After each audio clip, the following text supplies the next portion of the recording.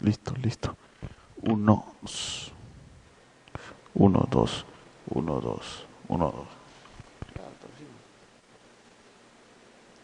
A veces va a haber un momento que la batería se va a bajar, doctor, y lo voy a de lejito, lo voy a interrumpir, lo voy a solicitar el micrófono, por favor. Ya, ya está todo.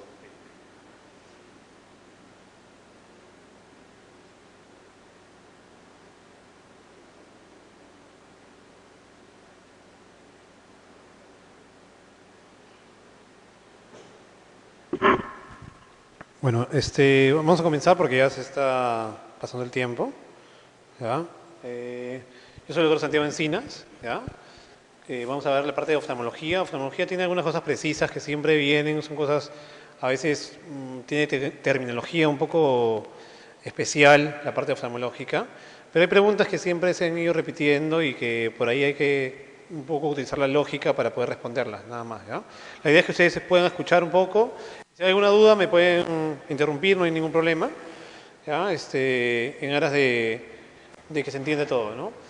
Solamente para recordarles que es la imagen externa de un ojo, donde podemos ver los párpados.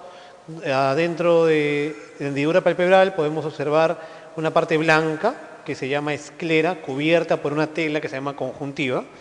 La parte transparente, el primer lente que tenemos todos, se llama córnea. Detrás de la córnea está la cámara anterior, ¿no? Que no se puede ver, sino que... Y detrás podemos ver esta estructura que le da color a nuestros ojos, que se llama el iris. Al centro del iris está la pupila, y detrás de la pupila, que también es transparente, pero que puede ponerse algo borroso, digamos, cuando aparece opacidades, está el cristalino, ¿no? Tenemos que saber que el globo ocular tiene diferentes capas, y vamos a dividirla en tres capas fundamentales. La capa externa, que está formada por la córnea, como ya hemos hablado, o la esclera, ¿no? La esclera y la córnea, que es lo que pudimos ver hace un rato en la imagen anterior. La capa media es la llamada capa uveal, que es una estructura vascularizada y la que le da color a nuestros ojos, la uvea, que está compuesta por lo que vimos en la imagen anterior, el iris, y por dos estructuras adicionales. Uno es el cuerpo ciliar y el otro es la coroides. Todo esto es la capa media, la que está en rojo, digamos. Y la capa más interna es la que todos conocemos, que se llama la retina. Fíjense que la retina no comienza donde comienza la coroides, sino más atrás, en un área que se llama la ora serrata. ¿Ya? Entonces, tres capas: externa, la parte azul, que es la esclera, la transparente, que es la córnea, la capa media, la coroides, y la capa interna, la retina. Y que hay además compartimientos. Existe el compartimiento anterior y el compartimiento posterior, que es el mayor, el más grande, ¿no? El compartimiento anterior está compuesto por la cámara anterior y la cámara posterior. Todo este compartimiento anterior contiene un líquido llamado humor acuoso, a diferencia del compartimiento posterior del globo, que contiene humor vítreo, que es un compartimiento más que nada gelatinoso. El compartimiento en la cámara posterior se forma el humor vítreo, como vamos a ver más adelante, pero pasas a la parte anterior y se reabsorbe en la cámara anterior.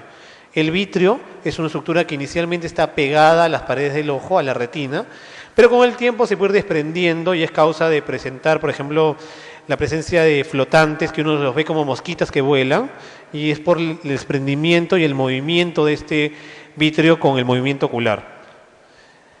Vamos a hablar un poco de las estructuras externas. La conjuntiva es lo que cubre la pared del ojo. Como vimos en la imagen inicial, la conjuntiva cubre toda la parte blanca, a excepción de la parte transparente de la córnea. Todo el resto de la parte anterior está cubierto, pero no cubre todo el globo ocular, solo lo cubre como haciendo un fondo de saco, ¿no?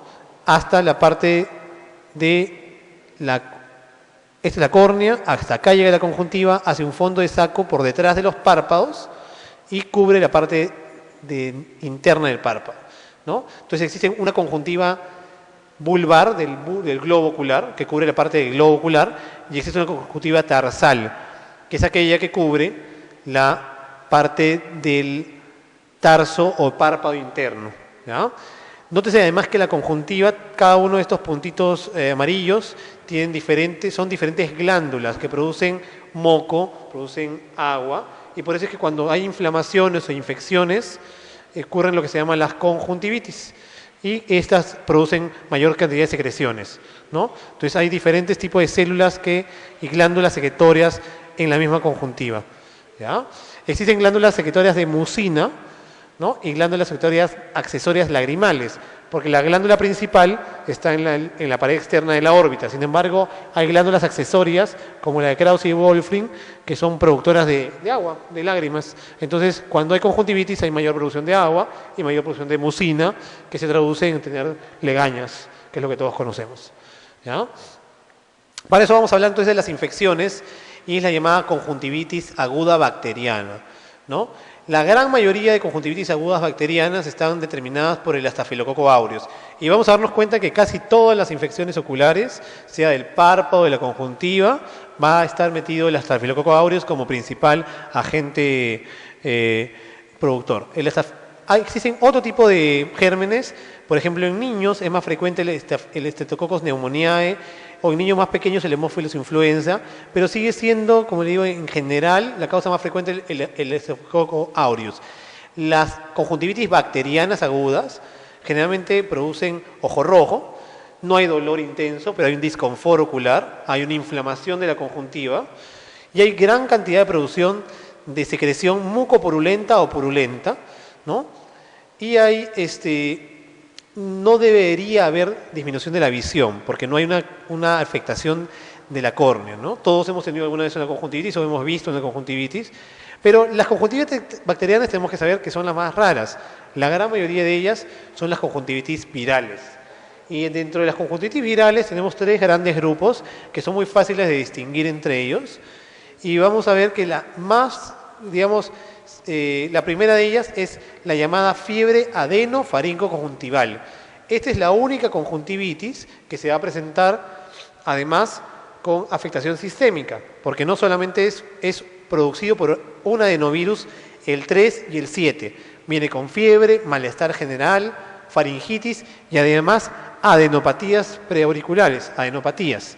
Entonces por eso recibe el nombre. Entonces un cuadro de conjuntivitis adicional que tenga este tipo de manifestaciones generales se denomina fiebre adenofaringoconjuntival, a diferencia de la queratoconjuntitis epidémica, que es producida por el adenovirus 8 y 19, donde hay adenopatías, pero en este caso no hay manifestaciones sistémicas. No hay un cuadro pseudogripal, no hay fiebre, solamente hay manifestaciones oculares más las adenopatías. Como característica, estas conjuntivitis producen también secreción y muchas veces gran producción de fibrina que se pega. Y acá vamos a ver el tercer tipo de conjuntivitis, la llamada queratoconjuntivitis hemorrágica epidémica. Estas dos tipos de conjuntivitis, pero más la tercera, producen estas capas de fibrina que se pegan a la conjuntiva detrás del párpado y al despegarse producen la atracción de vasos sanguíneos y un sangrado. Y si llegan pacientes a la emergencia sangrando por haberse arrancado de manera traumática estas membranas, y esto se llama pseudomembranas. Entonces, por eso es que se llama hemorrágica. Además, esta, a diferencia de la anterior, está producida por un picornavirus, ¿no? Entonces, esta produce sangrados de la conjuntiva y sangrado externo también, a diferencia de la primera que produce solamente manifestaciones oculares y adenopatías. Entonces, tenemos los 3 tipos de conjuntivitis. Estas, fíjense que además no se llaman solo conjuntivitis, sino queratoconjuntivitis, porque las dos afectan también la córnea y muchas veces la afectan en los estadios donde ya terminó la infección viral, pero la respuesta inmunológica del ojo produce que haya cambios en la córnea y produce lesiones en la córnea. Entonces vamos a ver que en general tienen gran cantidad de hiperemia, produce adenopatía, secreción, pero serosa, ya no es mucopurulenta, edema de los párpados, se hinchan los párpados por la presencia de estas membranas y es recontra contagiosa. Cuando ocurre un hecho, hay que aislar a ese paciente porque van a terminar todos los miembros de la familia infectados, ¿ya? Entonces, los 3 tipos de conjuntivitis. Existen otro tipo de conjuntivitis que no son infecciosas, que son las llamadas alérgicas o que están como las inmunológicas. Las más conocidas de las dos son la conjuntivitis alérgica propiamente dicha y la conjuntivitis vernal. ¿En qué se diferencia? En que las conjuntivitis alérgicas producen gran cantidad de picazón, edema de los párpados, se hinchan los párpados, se infla la conjuntiva, a eso se le conoce como quemosis, que es como si fuera un globo de agua la conjuntiva, y hay esta presencia de estas pequeñas bolitas detrás del párpado que se llaman papilas. La secreción también puede haber, pero es una secreción acuosa, mucoacuosa, ¿no? La diferencia de la conjuntivitis vernal es que la conjuntivitis vernal se da en los climas cálidos y climas secos. La conjuntivitis alérgica es más frecuente en climas húmedos. O sea, en Lima tenemos conjuntivitis alérgica, pero en la sierra tenemos mucha conjuntivitis vernal. Y una de las características de la conjuntivitis vernal es que estas mismas papilas se presentan pero grandes, se llaman papilas gigantes y presentan unas nodulaciones con cambios de colores alrededor de la córnea que se llaman los nódulos de Tantras. Ambas son mediadas por IgE, pero tienen un origen distinto y un lugar de presentación diferente. Entonces son las dos principales conjuntivitis inmunológicas o alérgicas que existen. ¿Ya? El tratamiento de las conjuntivitis virales, ¿ya?, no es a base de antibióticos necesariamente, es a base de antiinflamatorios y muchas veces sintomáticos. Se les da antibióticos para prevenir las sobreinfecciones y muchas veces se le puede dar corticoides, pero en las fases más avanzadas. De inicio, usar corticoides no está determinado como una práctica, digamos, adecuada. ¿Ya? Otra de las cosas que vamos a hablar son las degeneraciones conjuntivales, muy frecuentes. Esto luego lo hemos visto en algún paciente, se llama pterigión, y ocurre como respuesta a la injuria que tienen los rayos del sol sobre la córnea, ¿no? Entonces está más en países cercanos a la línea ecuatorial o en profesiones como pescadores, agricultores, y a diferencia de estas pequeñas elevaciones que se llaman pinguécula, el pterigión ya es cuando ha cruzado hacia la córnea. La división entre la conjuntiva, la esclera y la córnea se llama limbo, y en ese limbo es rico en células madre. Cuando los rayos ultravioleta malogran las células madre, se rompe la barrera y por eso es que puede crecer ese tejido por encima de la córnea. ¿Ya? La córnea es un tejido que ya hemos visto externo, como podemos ver acá, pero tiene la característica de ser un tejido avascular, transparente, sin vasos sanguíneos, con una distribución de las fibras pero homogénea. Gracias a ello es que puede ser transparente, porque si tuviera vasos sanguíneos o las fibras fueran cruzadas, sería opaca, ¿no? Tiene mucha inervación, está inervado por ramas del quinto par, ¿no? Y por ello es que una pequeña lesión en córnea se siente como algo muy grande y produce mucho dolor. ¿Ya? Además, tiene como límite externo hacia la esclera, el limbo, que hemos visto, y es el lente principal del ojo, produce 43 dioptrías, es el 70% del poder de visión del ojo, está determinado por la córnea, ¿no? Es más gruesa en los costados que en el centro y debe medir más o menos entre 12 y 11 milímetros. Cuando es mayor es una megalocórnea y cuando es menor es una microcórnea, que se ven en algunas patologías congénitas. Tiene diferentes capas. La primera capa es el epitelio, luego viene una capa llamada la capa de Bowman, que es tejido colágeno, el 90% es el estroma, ¿no?, compuesta por queratocitos, así se llaman los fibroblastos de la córnea. Luego viene una membrana basal que se llama membrana de Descemet y por último el endotelio. Es muy importante esta última capa del endotelio porque la capa de endotelio tiene como la característica que nacemos con un número determinado pero no se regeneran. Son células que son hexagonales y que a medida que va pasando el tiempo se van perdiendo y para compensar las pérdidas de estas células hexagonales se van aumentando su tamaño y van perdiendo su forma. A eso se le conoce como polimegatismo o polimorfismo. Cuando se pierde una cantidad de células importante, esta capa es muy importante para mantener la transparencia de la córnea. Es la que permite que el humor acuoso no penetre la córnea, porque la córnea, si uno la metiera en agua, se hincharía, se pone opaca. En cambio, esta capa es como un impermeable. Cuando se pierde ya por completo zonas, la córnea empieza a dematizarse, a hacerse ampollas. Puede ser por alguna patología, unas llamadas las distrofias, o puede ser por una mala cirugía, por ejemplo, o traumatismos. ¿Ya? ¿Qué enfermedades vamos a encontrar en la córnea? Las llamadas queratitis, que son todas las inflamaciones de la córnea, las queratopatías no infecciosas, alteraciones inmunológicas, degeneraciones y distrofias y enfermedades sistémicas que pueden afectar la córnea. Vamos a hablar de algunas de ellas.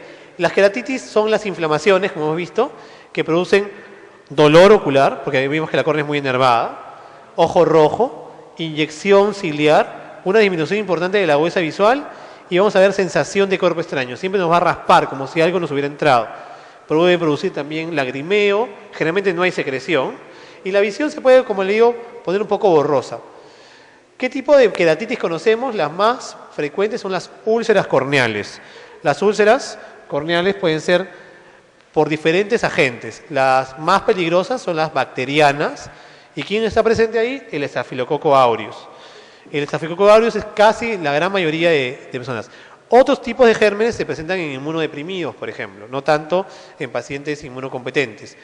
La característica de las úlceras por bacterias por estafilococo, por ejemplo, es generalmente se ven infiltrados del estroma, la capa media, y es una úlcera sucia, grisácea, con pocos bordes definidos, ¿no? Y muchas veces podemos encontrar la presencia de pus en cámara anterior. ¿Y cómo se le llama cuando hay pus en cámara anterior? Se le llama hipopión. El hipopión es la pus en cámara anterior. Luego puede haber también úlceras no por bacterias, sino por virus. El principal virus que causa las queratitis o las úlceras son las úlceras por herpes, las úlceras herpéticas. En el 95% de los casos es el herpes simple y solamente un 5% de los casos es un herpes zóster. La característica de estas úlceras es una lesión como en arbolito o como dendrita. Se llama úlceras dendríticas. A diferencia de esas úlceras bacterianas, son úlceras limpias, no hay infiltrados. No produce ninguna reacción mayor que este tipo de lesión central, ¿no? Pero lamentablemente produce recurrencias. Y las recurrencias van a producir en los pacientes un cuadro inmunológico que se llama queratitis estromal, que no es la lesión en sí producida por el mismo herpes, sino por la afectación inmunológica y que causa opacificaciones de la córnea y por lo tanto que se vascularice la córnea y obviamente una pérdida importante de la agudeza visual. Otra de las causas importantes son las úlceras por hongos, las úlceras micóticas. Típicamente el que está metido que hace el Aspergillus y está muy relacionado a personas que han tenido traumatismos por vegetales, ramas o personas que manipulan vegetales. Hay Aspergillus en los vegetales y al hacerle la lesión en la córnea se produce las úlceras por hongos. Entonces, úlceras por hongos por Aspergillus en traumatismos vegetales. Y las úlceras por acantamoeba, que es un parásito del agua, se dan por un mal uso de lentes de contacto. Ambas son muy severas, yo les aseguro que en pocas horas perforan el ojo y comprometen, es muy difícil de curarlas. ¿Ya? Vamos a hablar un poquito de película lagrimal para que sepan que las lágrimas tienen 3 capas. La capa externa es la capa de grasa o lipídica, es la capa más importante producida por unas glándulas del párpado que vamos a ver más adelante. ¿Por qué es importante? Porque sin esa capa el agua de las lágrimas se evaporaría muy rápido. La grasa permite que no haya una rápida evaporación. Aquellas personas que tienen poca capa lipídica van a tener una evaporación muy rápida y sus lágrimas van a ser muy lábiles y les va a producir ojo seco. La principal es la capa acuosa, producida por la glándula lagrimal principal y las accesorias que vimos hace un rato. Y la otra capa grande es la capa de moco, la capa muciforme, que está producida por células caliciformes de la conjuntiva, que también la vimos en diapositivas principales. Cuando, por ejemplo, hay un ojo seco, no hay capa acuosa, es que hay mucho moco. Entonces se pega el moco y el paciente siente como que tuviera secreción, pero es por ojo seco. Entonces puede ser por evaporación o por falta de agua el ojo seco. Entonces, hay 2 tipos de ojo seco generalmente grandes.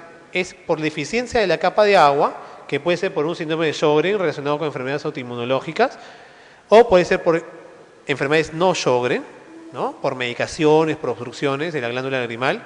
Y las tipas evaporativas, que hemos visto que pueden ser por déficit de las glándulas de mebomio o personas que parpadean muy lentamente. Por ejemplo, las personas que son usuarios de computadora no parpadean mucho, se les seca el ojo por falta de parpadeo, hay evaporación más rápida y hay un ojo seco producido por eso. o por otro tipo, como por ejemplo el déficit de vitamina A, o el uso de lentes de contacto, o preservantes de las gotas, etc.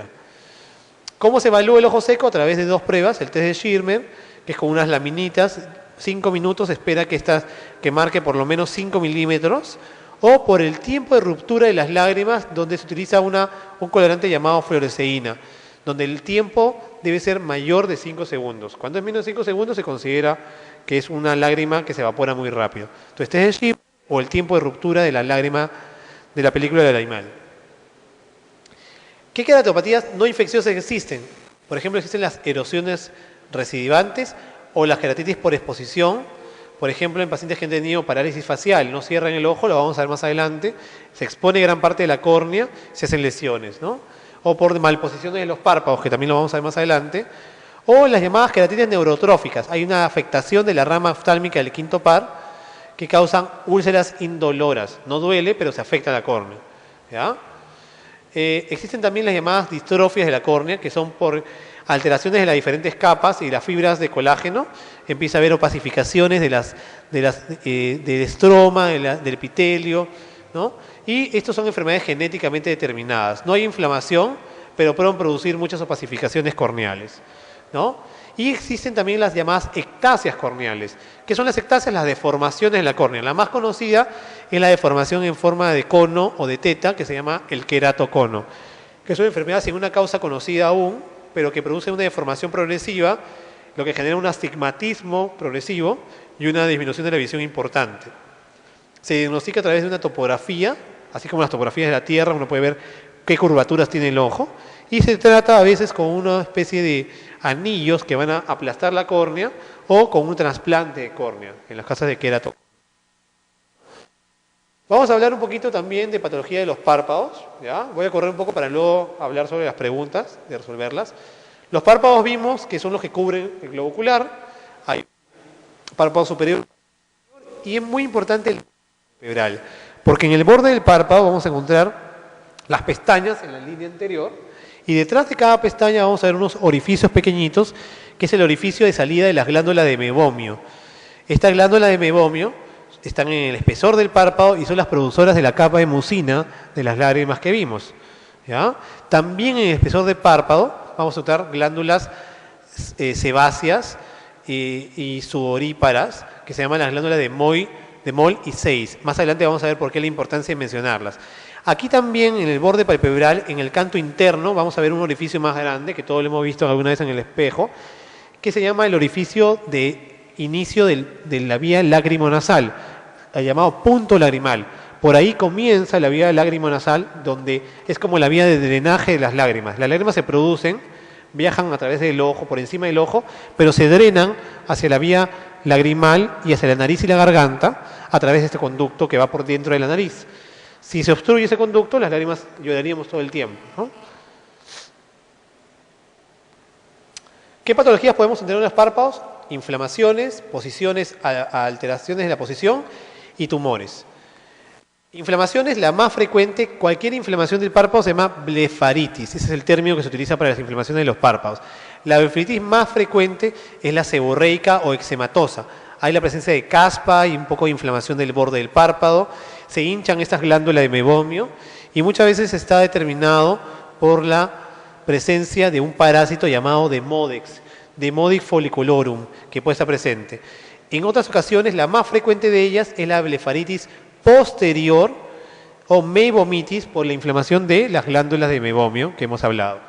Y la infecciosa, ¿quién está metido ahí? El Staphylococcus aureus.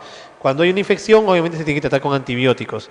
La mayoría de blefaritis no infecciosas se tratan con medidas de higiene y los parásitos sí hay que matarlos con algún tipo de tratamiento que no es específico, con algunos champús especiales o acaricidas que se usan de manera muy, muy puntual, ¿no? Entonces puede ser posterior, si afecta a las glándulas de mebomio.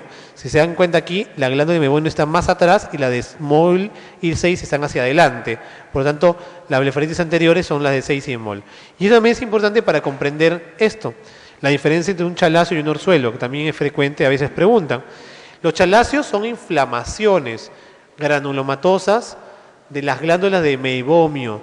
Se obstruyen y se inflaman y se hacen una bola, que uno las puede palpar. Los primeros días son dolorosas, pero luego persisten y no duelen. Están ahí presentes, el paciente puede vivir años con su bolita ahí y no le duele nada, ¿no? El tratamiento generalmente es quirúrgico, hacer un drenaje o ponerle, por ejemplo, infiltrado de corticoides. A diferencia de un orzuelo, que es la infección. ¿Por quién? Por el estafilococcus. El estafilococo que infecta las glándulas de adelante, la de 6 y de Moll. Es muy diferente. Existen algunos orzuelos que son por infección de la glándula de meiomio, pero no son muy frecuentes. A diferencia del chalacio, el orzuelo es doloroso y tiene una secreción y un drenaje hacia la piel. Y se trata con antibióticos y antiinflamatorios, incluso bioral.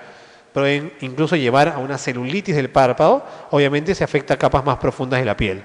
Entonces, esas son las diferencias. Chalacio, inflamación granulomatosa indolora, muchas veces, porque así se lo van a poner en las preguntas.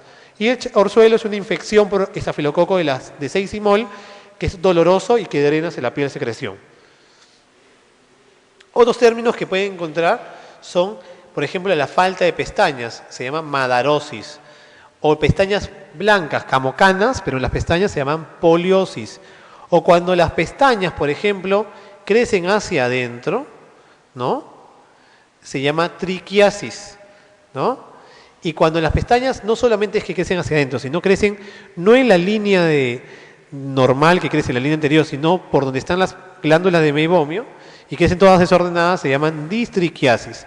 Entonces la triquiasis es esta pestañita que está hacia adentro tocando la córnea y la distriquiasis es todas estas pestañas desordenadas que se dan generalmente en el contexto de una blefaritis crónica.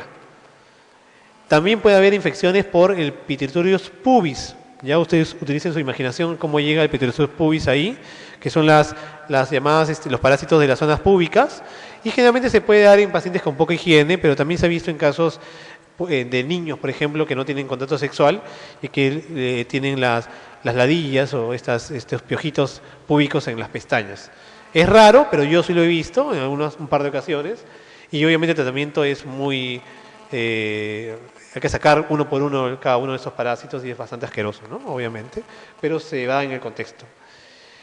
Alteración de la posición. Si está hacia afuera, se llama ectropio. La causa principal, senil, pero también se puede dar por tumores, por traumatismos. Si está hacia adentro, metido el párpado, se llama entropion. Ectropion hacia afuera, entropion hacia adentro. Y también por posición, por ejemplo, cuando hay la caída de un párpado, es la ptosis palpebral, que puede ser congénita, nacieron con la caída del párpado, o puede ser adquirida por diferentes enfermedades traumáticas, la miastenia gravis, una parálisis una desinserción de la aponeurosis o un síndrome de Horner, por ejemplo, ¿no? También existe cuando no se puede cerrar el párpado, como secuela de una parálisis facial, que se llama lago-oftalmos. Cuando el paciente cierra el ojo, siempre se van los ojos hacia arriba. Se llama fenómeno de Bell. Así como conocemos la parálisis de Bell, ese fenómeno de Bell permite que la córnea no se exponga. Sin embargo, cuando hay pobre fenómeno de Bell, va a haber una exposición de la córnea y por lo tanto va a haber lesiones por exposición corneal, como vimos hace un rato, ¿no? Entonces, eso es una secuela de una parálisis facial, lago-oftalmos. ¿Ya? También existen tumores benignos y tumores malignos. En este caso existen, por ejemplo, nevus o tumores papilomas, hemangiomas, ¿no? Y también existen tumores malignos. Está el epitelioma vasocelular o el carcinoma espinocelular, ¿no? Que la diferencia es que todos son de crecimiento lento, pero el vasocelular no produce metástasis. En cambio, el espinocelular, que es menos frecuente, sí produce metástasis. El vasocelular, que es el más frecuente, es radiosensible y el espinocelular no responde a la radioterapia. Sin embargo, en 90% de los casos de tumores malignos del párpado son vasocelulares. Y el más temido de todos es el tumor melanoma, que obviamente produce mucha metástasis y el tratamiento es quirúrgico y radioterapia, ¿no? Del párpado. También existen adenocarcinomas, pero ya no son tumor de párpado, sino de las glándulas. Y es pacientes que se confunden con chalacios recurrentes. Vamos a hablar de glaucoma. La clase está desordenada porque yo tenía otro test, no me puse de acuerdo con la coordinadora, entonces yo tenía otro test que no tienen ustedes, ese es el test anterior que yo había desarrollado, pero no se preocupen que vamos a desarrollar luego todos los temas, ¿ya? Vamos a hablar un poco de glaucoma porque también hay preguntas de glaucoma en sus tests. Para hablar de glaucoma tenemos que conocer algo del humor acuoso, ya lo adelanté. El humor acuoso se produce en los cuerpos, en los procesos ciliares que están en la cámara posterior del segmento anterior, pero de la cámara posterior. Viaja por dentro de por la pupila hacia la cámara anterior, ¿ya? Y se reabsorbe en una estructura muy importante que se llama el trabéculo o la malla trabecular. Luego de ahí pasa a lo que se llama el canal de Schlemm. Esto pasa a unas venas que se llaman las venas acuosas y de las venas acuosas pasa a las venas epiesclerales. Entonces, para que suba la presión del ojo puede haber 3 lugares donde puede subir. La principal, el trabecular, es decir, que el trabéculo está obstruido o malogrado. Se obstruyó con algo o se malogró y es el glaucoma de ángulo abierto generalmente. En cambio, cuando el glaucoma es de ángulo cerrado, porque hay poco espacio, no llega el líquido hacia la malla trabecular, porque está cerrado el ángulo, no llega a la malla. Entonces se llama pretrabecular. En cambio, cuando por ejemplo hay un aumento de la presión de las venas, se llama postrabecular o por aumento de la presión venosa epiescleral. Un hemangioma, congestión de las venas de la órbita y no deja que refluya el humor acuoso y por lo tanto produce glaucoma. Pero el principal es el mecanismo trabecular que se da en los glaucomas de ángulo abierto. En segundo lugar, el pretrabecular en los glaucomas de ángulo cerrado. ¿Por dónde escapa? Vimos por la vía trabecular en el 90% de los casos casi. Sin embargo, hay una vía de escape diferente que es la vía uvioescleral, por la uvia, como vimos, que es solamente hasta un 20% del humor acuoso puede escapar del ojo, ¿ya? Pero la principal siempre es la vía trabecular, por donde se escapa el humor acuoso. ¿Qué es el glaucoma? El glaucoma es una neuropatía óptica progresiva con muerte de células ganglionares de la retina, que produce cambios en la cabeza del nervio óptico y pérdida del campo visual. Se traduce que siempre que se habla de glaucoma tiene que haber daño. ¿Daño a dónde? A las fibras del nervio óptico, a las células ganglionares de la retina o al nervio óptico en sí.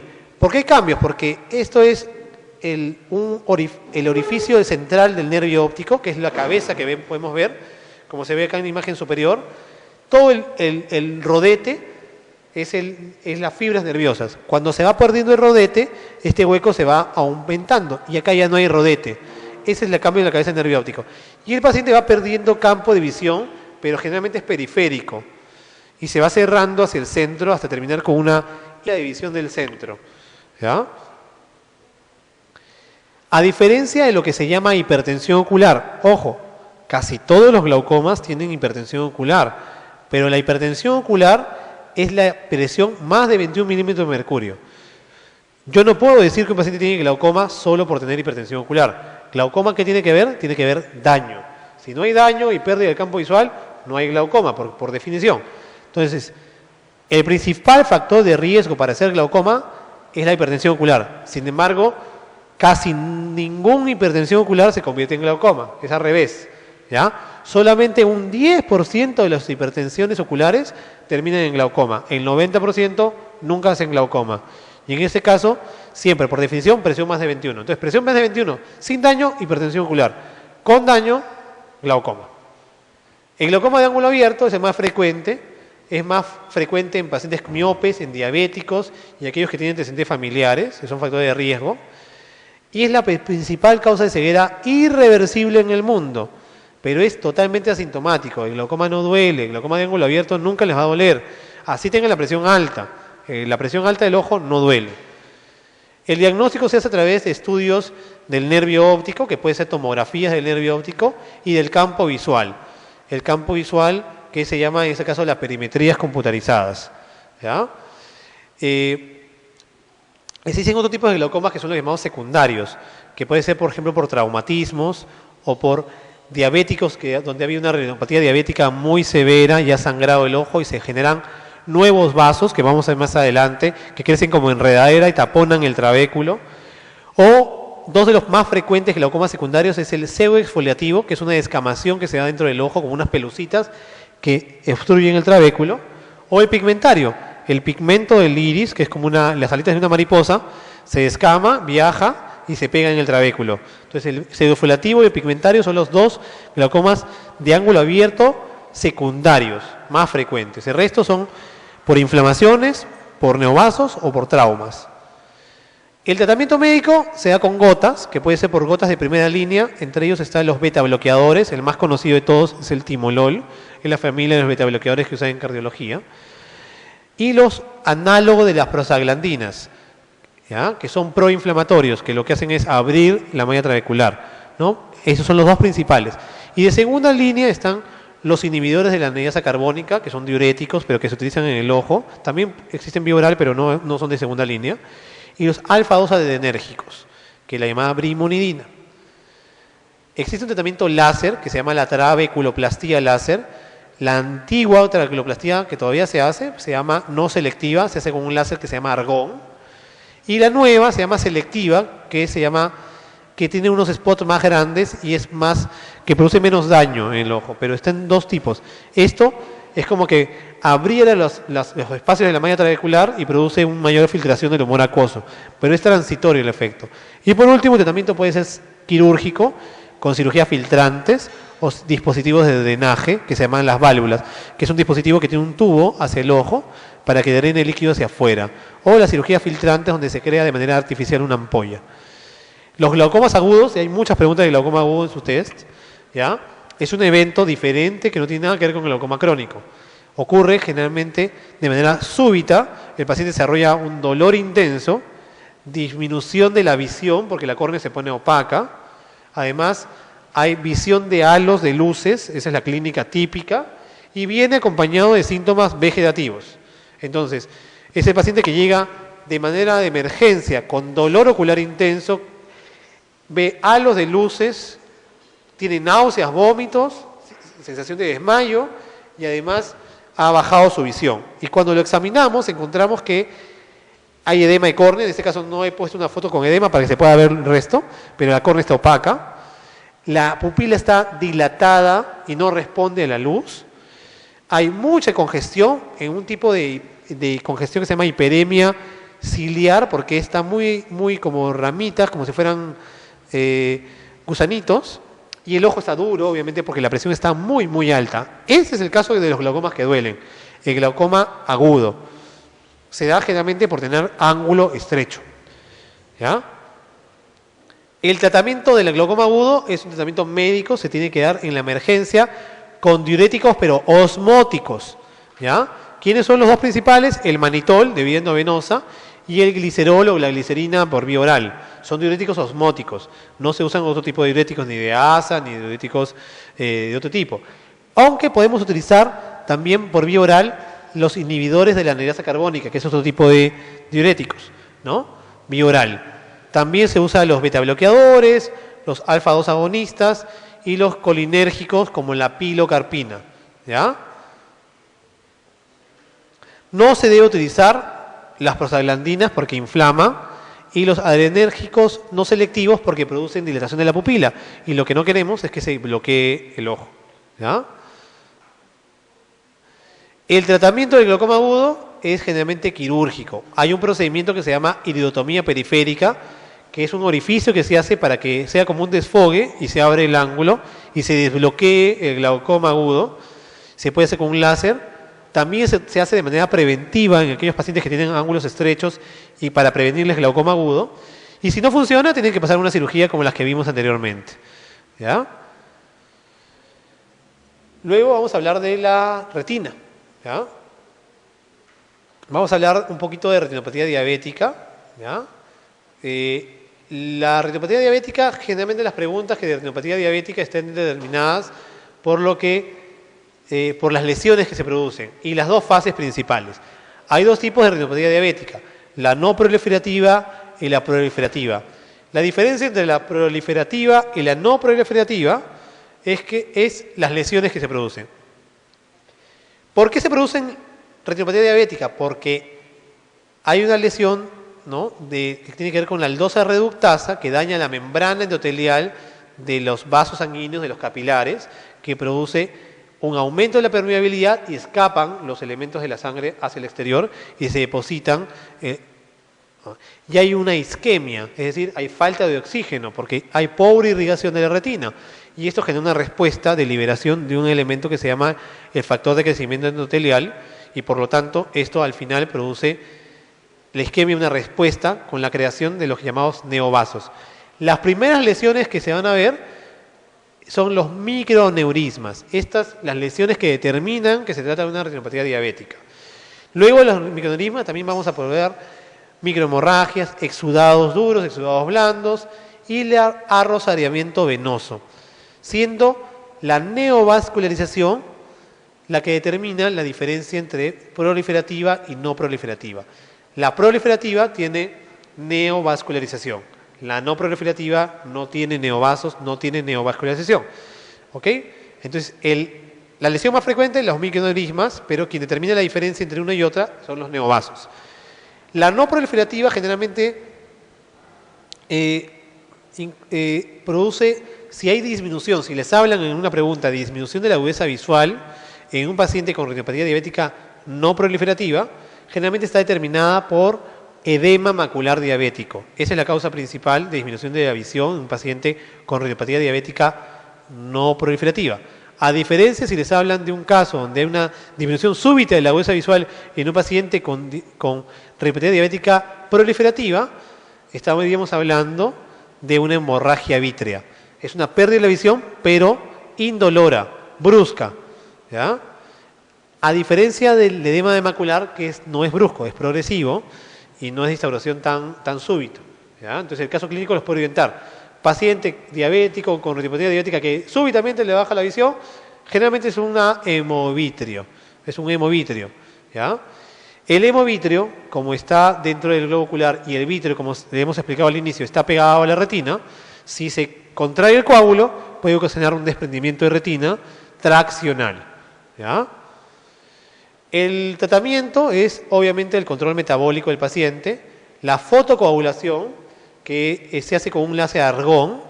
Si hay hemovítreos, se tiene que hacer una vitrectomía, la inyección de unos anti-VEGF, que son los que inhiben el crecimiento de los neovasos, y si hay edema de mácula diabético, se tiene que inyectar corticoides dentro del ojo, ¿ya? Otra de las retinopatías que vamos a hablar es por la hipertensión arterial. Es una clasificación, que es la clasificación de Kay, Wagner, Barker, y que está caracterizada por 4 estadios. Es fácil, porque en los estadios primarios generalmente hablamos del estrechamiento, ¿ya? O de espasmos arteriales, que se traducen en los llamados hilos de plata, ¿ya? Esos son los estadios iniciales. Tortuosidad vascular, como se ve acá, se estrechan los vasos, se van haciendo delgaditos. Acuérdense de una aterosclerosis, ¿no? O sea, el calibre vascular va disminuyendo. Y lo que generalmente va determinando los siguientes estadios es la presencia de los cruces arteriovenosos. Cuando hay cruces arteriovenosos, ya estamos hablando de un estadio 2. Se ven como unas muescas entre una arteria y vena. Cuando ya aparecen microhemorragias o hemorragias y exudados, estamos hablando del estadio 3, y cuando ya se habla de edema de la papila, ¿no? Ya estamos hablando de grado 4, como se ve acá. Acá están todos los estadios: edema de papila, microhemorragias, tortuosidad vascular, exudados. Probablemente si se viera mejor la foto, veríamos cruces arteriovenosos y estreñimiento vascular. El edema de papila generalmente está en el contexto de un paciente que tiene una afectación sistémica, edema cerebral, ha tenido congestión pulmonar, porque es una hipertensión sumamente súbita, una emergencia hipertensiva puede darse en esos casos, ¿ya? Y otro de los ítems de sus pruebas, ¿ya? Como le dije, está desordenado porque yo tengo otro test que tienen ustedes, ¿ya? Es acerca de los traumatismos oculares. Vamos a hablar de traumatismos de la órbita, ¿ya? Generalmente son por golpes, contusos, ¿ya? Por un objeto romo, o sea, sin punta, cuyo tamaño es mayor que el orificio de la órbita y produce un impacto contra el hueso. Y el más frecuente de los traumatismos orbitarios no es este, pero es el más característico, que es el fractura del piso de la órbita. Les dan el cuadro clínico y es muy fácil sacarlo. ¿Por qué? Cuando se fractura el piso de la órbita, que es por un estallamiento del piso de la órbita, el globo va a irse hacia abajo, se va como a esconder. A eso se le conoce como enooftalmos. A diferencia del exooftalmos que ustedes conocen, por ejemplo, en la enfermedad tiroidea, esos son enooftalmos, el globo se esconde. Además, los músculos que están por fuera del ojo se van a quedar atrapados. Entonces no van a poder el ojo no se va a poder mover. Hay restricción de los movimientos oculares. Generalmente el recto inferior, que vamos a ver los músculos dentro de un ratito. Como ya no se puede mover ese ojo, cuando el paciente quiera mirar hacia un lado, un ojo se va a quedar como estático y el otro ojo sí se va a mover, entonces la visión ya no se va a fusionar. Entonces va a haber visión doble. ¿Cómo se llama la visión doble? Diplopia, ¿no? ¿Ya? Y como hay comunicación con uno de los senos, el seno inferior, ¿no? El seno maxilar, va a haber entrada de aire y va a haber crepitación o neumoórbita, va a haber enfisema. Entonces, restricción en los movimientos, diplopia, en oftalmos, enfisema, tienen que hablar de él. Pero ojo, el más frecuente de todos los traumatismos es el de la pared medial. Cuando se rompe el conducto lagrimal y la lámina cribiforme, aquí va a entrar aire y va a producir enfisema. Entonces, si solo les hablan de un traumatismo con enfisema, habría que pensar en fractura de la pared medial. Aquí no se atrapa el recto inferior, sino se atrapa el recto medial y por tanto la restricción de esa hacia afuera, ¿no? Y si hay lesión de una estructura que se llama la tróclea, también va a haber una restricción del oblicuo superior, vamos a ver sobre los movimientos oculares dentro de un rato. También puede haber sangrado por la nariz, porque hay un traumatismo en comunicación con la nariz, y es típica la presencia de aire en la órbita, la neumoórbita o enfisema subcutáneo por la pared medial. Esa es la más frecuente, pero la más característica que a veces preguntan es la del piso de órbita, ¿ya? También puede haber traumatismos a globo cerrado. Esto que es sangre en cámara anterior tiene un nombre, a diferencia de lo que vimos hace un rato en las infecciones, que es pus en cámara anterior, se llama hipopión. La sangre en cámara anterior se llama ifema, ¿ya? O hipema, a veces le dicen, es sangre en cámara anterior. ¿Qué podemos encontrar en un traumatismo? Podemos encontrar opacificación de la córnea, porque la córnea sufre el impacto, hay edema de córnea, la pupila se encuentra dilatada porque se rompe el esfínter del iris y puede quedarse dilatada siempre y ya no se vuelve a cerrar. Y hay una inflamación que se conoce como iriditis, que es la inflamación que produce dolor, el enrojecimiento ocular, ¿no? Y son la presencia de células en la cámara anterior. Cuando uno ilumina un cuarto oscuro, que viene por una ventana, por ejemplo, vamos a ver cómo las partículas de polvo están flotando en nuestro cuarto, por ejemplo, ¿verdad? Eso se llama el efecto Tyndall, ¿ya? Lo mismo ocurre en el ojo. Cuando uno ilumina el ojo, que es un cuarto oscuro, que es la cámara anterior, puede ver cómo las partículas inflamatorias flotan en la cámara anterior, que no deberían estar presentes. A eso se conoce como Tyndall. Son por la apertura de la membrana, de la permeabilidad de las membranas vasculares dentro de lo que ocurre una inflamación ocular. Entonces hay Tyndall o presencia de células inflamatorias en el humor acuoso que no deberían tener células, ¿ya? También ocurren, por ejemplo, lesiones que desprenden, por ejemplo, las estructuras del ángulo o desprenden el iris, la iridodiálisis, la ciclodiálisis o la recesión angular. Estos causan glaucoma traumático, ¿ya? Que vimos que es un glaucoma secundario.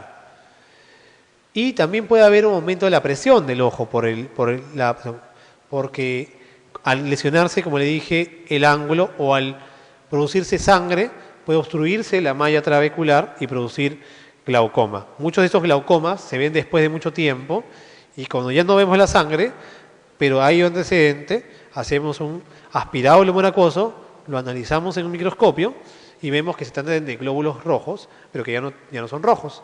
Y por eso se llama glaucoma a células fantasmas, porque son células que no se ven, pero son por glóbulos rojos degenerados, ¿ya? Entonces ese es el típico glaucoma a células fantasmas, que son glaucomas por sangrados antiguos. Puede haber también lesiones a la córnea, llamadas erosiones, que son superficiales. Se ha perdido el epitelio, pero no ha habido perforación hacia el ojo. Acá lo podemos teñir, por ejemplo, con la fluoresceína y lo podemos ver con una luz azul de cobalto y se va a ver la lesión, ¿no? Esto produce mucho dolor, pero se regenera. ¿De qué depende que se regenere? Hablamos de las células del limbo, de las células madre que estaban en esta zona. Son las células del limbo las responsables de toda la regeneración de las células del epitelio. Si las células del limbo no existieran, esto no se podría regenerar. Generalmente lo parchamos y por migración de células se cura. Generalmente Toda la córnea se recambia en 7 días, pero esas lesiones en 24 horas generalmente ya están reparadas, con un parche con antibiótico. También podemos encontrar injurias con presencia de cuerpos extraños en la córnea. Generalmente los asimiladores, los que merilan, los que sueldan sin lentes, salen partículas a alta velocidad y se impactan en la córnea. Y con una aguja hay que desprenderlas y limpiarlas para retirarlas. También se pueden alojar por detrás del párpado y también hay que voltear el párpado para hacerlo. Esto a veces también no se ven, pero si uno le echa fluoresceína logra ver la lesión que ha estado raspando y tiene que buscar el cuerpo extraño. ¿Ya? Otra de las lesiones ya son las heridas en la córnea. Ya penetramos al ojo, que pueden ser, por ejemplo, pequeñitas o pueden ser grandes. A veces no las vemos, pero cuando le ponemos fluoresceína y la luz azul vemos cómo chorrea por el huequito del humor acuoso. Entonces nos damos cuenta que está perforado el ojo. Algunas son autosellantes, quiere decir que entró como en un flap, ¿no? Como una lonjita, y cuando vemos no sale nada, y si aplastamos y se abre y sale el humor acuoso. Esa generalmente no necesita un tratamiento muy agresivo, ¿no? Dependiendo del tamaño, uno puede requerir, por ejemplo, parchar el ojo, o puede poner un lente de contacto, o puede, por ejemplo, hay una alternativa cuando son lesiones muy pequeñitas de poner tris. El cianoacrilato que tiene el pegamento del tris es aséptico, no crece en bacterias. Y uno lo compra en la ferretería, lo conectamos a una jeringa, generalmente lo ponemos sobre la córnea y va a sellar la córnea. Ponemos un lente de contacto para que no raspe y en el transcurso de unos días la lesión está recuperada. Obviamente solo funciona para lesiones muy pequeñitas, pero aunque parezca increíble, es un tratamiento que se utiliza en las emergencias para lesiones muy puntuales, ¿no? Una entrada de un cuerpo extraño que entró en una perforación muy puntual, ¿no? Obviamente hay que evitar que se infecte con antibióticos y todo lo demás, pero el cianoacrilato no necesita ser estéril, ya es estéril de por sí por la composición que tiene.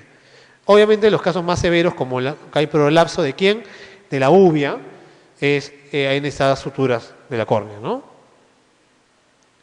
También puede haber quemaduras corneales, puede ser quemaduras térmicas, ¿no? Por ejemplo, lo vamos a ver más adelante, cualquier líquido caliente, o quemaduras químicas. ¿Se acuerdan del partido de River Boca, donde les tiran un ácido, ¿no? Entonces todos terminan si uno busca queratitis química en internet va a encontrar solamente fotos del partido y no lesiones de córnea. Y quemaduras por radiación ultravioleta, que son las llamadas queratitis actínicas, ¿ya? Esta es la foto típica de un paciente por radiación ultravioleta que ha estado soldando hasta las 5 de la tarde, se fue a su casa, pero en su casa no tenía ninguna molestia y cuando se levanta recién siente el dolor intenso. ¿Por qué? Porque las células del epitelio se quemaron y recién se desprendieron después de unas horas. Y recién llega a la emergencia a las 3, 4 de la mañana con un dolor insoportable. También se puede dar en pacientes que han viajado, por ejemplo, en la nieve, que es la famosa ceguera de las nieves, porque hay quemadura de radiación ultravioleta, ¿no? Entonces, entre 6 y 12 horas después de ocurrido... O las quemaduras químicas, que todos conocemos las diferencias entre un álcali y un ácido. Es mucho más severo el ácido porque los álcalis porque producen la necrosis por liquefacción y afecta una penetración completa de las capas, a diferencia de los ácidos, que la lesión se da capa por capa y permite una menor injuria y se da una necrosis por coagulación. Produce menos daño intraocular que los álcalis, ¿no? Y va a estar determinado porque la severidad de la queratitis por ácido va a estar determinado por el grado de lesión a las células del limbo. Es decir, si las stem cells, las células madre del limbo están afectadas, o sea, el grado de afectación del limbo me va a dar la gravedad de la queratitis química, ¿no? Si más de la mitad está afectado, es muy probable que esa córnea nunca se recupere. Si está entre un tercio y menos de la mitad, es un grado 3. Si menos de un tercio del limbo está afectado, es un grado 2. Y si no hay isquemia del limbo, es un grado 1. Dependiendo de eso es que uno puede tener mayor lesión, como este caso, que hay una lesión, pero no hay ninguna lesión de limbo, a diferencia de este caso donde todo el limbo está quemado, o el más severo, 360, casi todo el limbo está afectado, entonces no hay quien repare la lesión y esa córnea no se va a recuperar.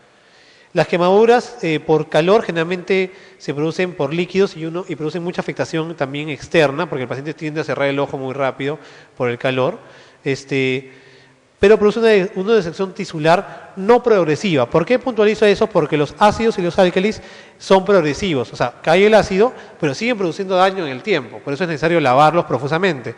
La quemadura térmica basta con que el daño ocurrido no va a seguir produciendo ningún otro daño más, ¿ya?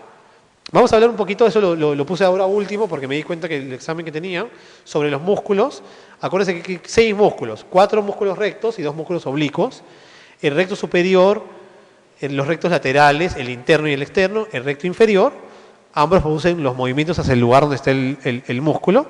Y están los oblicuos, que a diferencia, el oblicuo superior produce un movimiento no hacia arriba, sino generalmente hacia abajo, y el oblicuo inferior produce un movimiento hacia arriba y no hacia abajo. El movimiento contrario, lo vamos a ver aquí. Los movimientos oculares tienen nombres, acuérdense los mismos nombres de cualquier miembro del cuerpo. Si es hacia arriba es elevación, depresión; si es hacia afuera es la abducción, y si es hacia adentro, abducción. Todos los músculos tienen un movimiento primario, pero también existen movimientos secundarios y terciarios que acompañan a los movimientos oculares. El oblicuo superior, como le dije, produce intorsión hacia adentro, y el oblicuo inferior produce extorsión hacia afuera, ¿no? Pero como movimiento secundario, el superior produce un movimiento hacia abajo. En cambio, el inferior es el que produce el movimiento hacia arriba, al contrario de los rectos, aunque su movimiento principal es el movimiento torsional, es decir, hacia afuera. Si uno recuerda la ubicación, el oblicuo superior está hacia adentro, y por eso es que jala hacia adentro, por eso produce una intorsión. En cambio, el oblicuo inferior está más hacia afuera, viene de afuera y produce una extorsión por eso. La inervación está por los 3 nervios, los oculomotores, el nervio principal, el tercer paracraneal, que inerva todos estos músculos, incluyendo el elevador del párpado superior. Eso tienen que saberlo para conocer sobre las parálisis musculares. El nervio, el cuarto, el patético, el troclear, solamente inerva el oblicuo superior, y el abducens o el sexto par, el músculo recto lateral o el motor ocular externo, por eso se llama. En cambio, el motor ocular común es todo el resto de ellos. Entonces, si uno sabe cuál inerva el cuarto y cuál inerva el sexto, que es el externo, y el cuarto, el oblicuo superior, sabe que el resto los inerva el tercer par, y por lo tanto, además, están las fibras parasimpáticas para el elevador del párpado superior. Las fibras simpáticas, perdón. Los movimientos, cuando se habla de un solo ojo, uno habla de deducciones: supraducción, infraducción, abducción, abducción. Pero cuando hablamos de los 2 ojos, porque siempre los ojos se mueven juntos, hablamos de movimientos versiones: supraversión, infraversión, levoversión hacia la izquierda, dextroversión hacia la derecha. Y uno tiene un mapa para ubicar qué músculo está moviendo, porque cuando usemos una levoversión, una levosupraversión, por ejemplo, o sea, hacia arriba y hacia la izquierda, ¿no? El músculo del ojo izquierdo no va a ser el mismo músculo del ojo derecho. Entonces, siempre estos músculos se acompañan.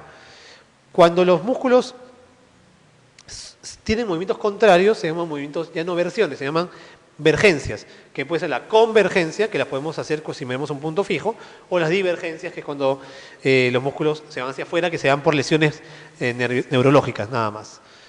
Existen, como le digo, movimientos agonistas, que son los que van hacia el mismo lugar; los antagonistas, que son los que miran, si un músculo eleva, el antagonista es el que deprime; los sinergistas, que es el que ayuda al ojo como acción secundaria para elevar. Por ejemplo, en este caso, el recto superior eleva y el oblicuo inferior también eleva. El sinergista del recto superior sería el inferior. Y el músculo yunta son los que trabajan juntos para el movimiento deseado. En estos casos, estos son músculos yunta. El recto superior con el oblicuo menor izquierdo, con el superior derecho, son músculos yunta. Cuando hablamos de músculos yunta, son de los diferentes ojos, uno de cada ojo, a diferencia de agonistas, antagonistas y sinergistas, que estamos hablando del mismo ojo. Cuando están en equilibrio al centro, los 2 ojos parejitos, se llaman ortoforia, pero cuando los ojos están uno metido que otro, se llama heteroforia, si es que esto es de vez en cuando. Pero cuando todo el tiempo está desviado, cuando vemos un ojo todo el tiempo desviado, se conoce como heterotropia. Nunca en la heterotropia hay fijación binocular, nunca hay fijación de las 2 máculas. Fija uno, fija otro. La heteroforia, a diferencia, sí hay fijación de las 2 máculas. ¿Por qué puede desviarse un ojo? Puede ser por alteraciones neuromusculares idiopáticas en la mayoría de casos, puede ser por trastornos de acomodación, puede ser por lesiones sensoriales, o sea, algo que ocluye el ojo, o por lesiones mecánicas, una parálisis muscular, por ejemplo. Fuera de eso, hay 2 tipos hay que clasificarlos. Existe el prefijo según el lugar donde está metido el ojo. Si está metido hacia adentro es endo, o también está el prefijo eso. En cambio, si se hace afuera es exo. Cuando se hace arriba, hiper; cuando se hace abajo, hipo. Y ¿Cómo lo determinamos el sufijo? Si es foria, como les dije, es latente, a veces. Tropia es siempre, donde no hay fijación binocular. Entonces, si este ojo está metido hacia adentro, se llama endotropia o endoforia o esotropia, esoforia. Acuérdense que el prefijo eso o endo es lo mismo, porque lo van a ver en una pregunta. Se clasifican haciendo algunos test de oclusión o fácil. Uno ilumina las dos pupilas y las dos pupilas están al centro. En cambio, cuando yo ilumino a esta niña, una luz cae al centro y otra cae por el costadito. Eso significa que este ojo está hacia afuera. Y cuando le pongo un prisma, nuevamente, de esta niña, por ejemplo, está al centro de la luz. Yo cuantifico cuánto desvía a través de una prueba que se llama el Krimsky y veo esta prueba de la luminosidad que se llama el Hirschberg. Ilumino las pupilas con una linterna y me doy cuenta que un reflejo de la pupila no cae al centro, sino cae hacia el costadito. Y también puedo usar las pruebas de oclusión. Este ojo, por ejemplo, está mirando al centro. Cuando lo ocluyo, este ojo se mete y este ojo fija. Pero cuando lo descluyo, el ojo va a volver nuevamente a estar al centro. Entonces yo voy a ver ese movimiento. Y puedo cuantificarlo con la prueba de cover and cover, así se llama. También podemos ver parálisis. Hablamos de la parálisis del tercer par. Ojo, hay una cosa muy importante. Cuando la parálisis del tercer par, ¿qué va a causar? Restricción de un movimiento. De todos los movimientos que inerva el tercer par, menos el motor ocular externo. Entonces el ojo va a estar jalado hacia quien funciona bien, hacia afuera. ¿Ya? Y vamos a tener una caída del párpado, una ptosis del párpado, porque hay afectación del músculo elevador del párpado superior. Pero si en esta clínica vemos que la pupila está dilatada, tenemos que sospechar de que se trata de un aneurisma de la arteria comunicante posterior. Esto es una emergencia. Paciente con parálisis de tercer par, con pupila dilatada, es aneurisma de la comunicante posterior, porque el aneurisma está comprimiendo las fibras de la pupila.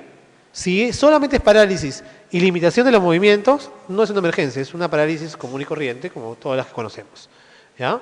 Entonces, el ojo hacia afuera, porque el motor ocular externo jala, caída del párpado, y si hay midriasis, ojo, es una emergencia.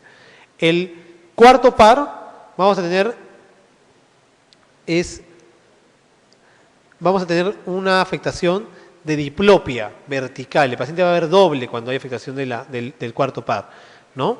Hipertropia, quiere decir hacia arriba el ojo. Y el paciente tiene que compensar la visión doble haciendo un movimiento de la cabeza y lo va a inclinar hacia el lado opuesto del ojo donde está la lesión.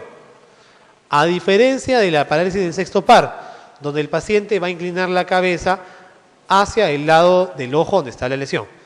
¿Ok? Cuando hay una parálisis del sexto par, también es muy fácil, porque si se afecta el par motor ocular externo, el ojo se va a ir hacia adentro porque va a jalar hacia adentro el motor ocular común. ¿Ya? Entonces es muy fácil determinar. Si el ojo está hacia adentro, por una parálisis, el que está paralizado es el ojo, es el músculo que no funciona, y el que está jalando es el que funciona. Y el ojo está hacia adentro porque funciona el tercero y no el sexto. ¿Ya? Había en el anterior examen unas lesiones de VIH, ¿ya? Lo único, voy a mencionar dos cosas importantes porque había dos preguntas determinadas en el anterior examen, de repente lo van a ver luego. Es acerca de las lesiones por SIDA. ¿Quién causa más frecuentemente lesiones en pacientes con VIH, SIDA? La retinitis por citomegalovirus. Es en el 30% de los casos de pacientes con SIDA. Es una afección oportunista en la retina más frecuente y es la causa de pérdida de la visión y ceguera en pacientes con VIH-Sida. ¿Ya? Aparecen en personas obviamente muy incomodativas en fase SIDA por eso. Y tiene una imagen típica de queso y tomate, ¿no? Que se da como consecuencia de la necrosis de la retina con edema y hemorragias en llamas, ¿ya? Que son unos tipos de hemorragias que se dan por obstrucciones vasculares. El tratamiento del citomegalovirus es con ganciclovir, muchas veces intravítrea, inyectado en el ojo. Pero existe otro tipo de afectación ocular frecuente que se llama la microangiopatía por SIDA, que esto no se da por una infección oportunista, esto se da por una vasculitis autoinmune, pero generalmente no tiene mal pronóstico y revierte con la huesa visual del paciente, vuelve a su normalidad. Entonces, puede revertir entre 4 y 6 semanas. Entonces, esta es la manifestación ocular más frecuente de la infección por VIH. La infección oportunista más frecuente es el citomegalovirus, pero la afectación más frecuente por SIDA es la microangiopatía por SIDA, que es una vasculitis autoinmune que se revierte prácticamente sola. ¿Ya? Y eso es todo. Vamos a revisar las preguntas. ¿Ya? ¿Una pregunta adicional? ¿Me hacen saber, por favor? A ver, yo tenía, como le digo, otro examen, pero este examen ya me lo conozco también, así que no hay problema. Ok, la primera pregunta dice, ¿en la conjuntitis aguda purulenta está contraindicado? Hablamos de conjuntitis aguda y esta pregunta sale con lógica pura, ¿no? Dice, ¿qué es lo que no debemos hacer? Dice, A, lubricación ocular, B, aplicación de antiinflamatorios, que sí se puede hacer, lavar el ojo, bueno, el lavado ocular se puede hacer, oclusión ocular y dice antibiótico-terapia local. Lo que no debemos hacer en cualquier infección es parchar un ojo, ¿ya? Entonces no debemos ocluir. La oclusión ocular está contraindicada en los casos de infecciones, de cualquier tipo de infección, ¿verdad? ¿No? Porque es un caldo de cultivo para las lesiones, ¿ya? La segunda pregunta dice, se recibe un paciente que presenta los signos clínicos ojo rojo, secreción serosa, adenopatía preauricular, reacción conjuntival folicular. El diagnóstico más probable es que sea, ¿ya? Acá no hemos hablado de infecciones por VIH, por infección de transmisión sexual, ¿ya? Como le digo, no lo tenía en esta clase, lo tengo en la otra clase, pero acá dice, por clamidia, Lovide, virus, radiación, bacterias y por micóticas. Si descartamos de lleno las micóticas, porque no hemos hablado de conjuntivitis por hongos, bacteriana, acuérdense que no presentaban adenopatías preauriculares, radiación, vimos que pasaba queratitis, ¿no?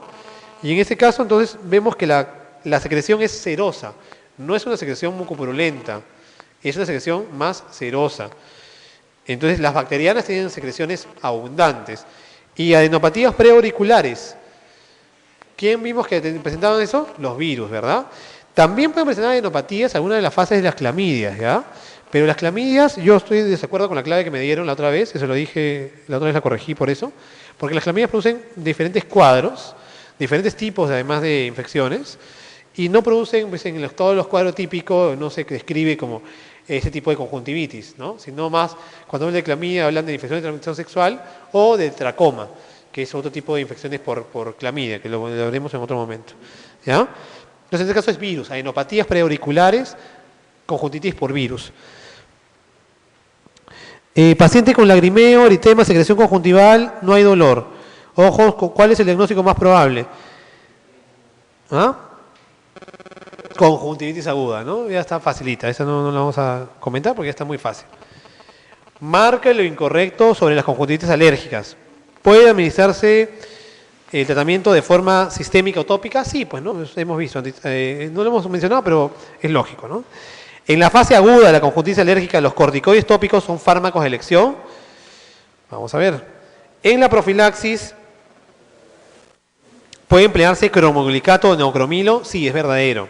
Y en la fase aguda se debe usar corticoides, por si acaso, ¿ya? Se usan corticoides y antihistamínicos tópicos. Están los dos. Dentro de los antihistamínicos tópicos está el neocromilo, la olopatadina y la epinastina. Son los tres antihistamínicos oculares. Y dice, el uso de vasoconstrictores como descongestivos tiene indicación aceptada.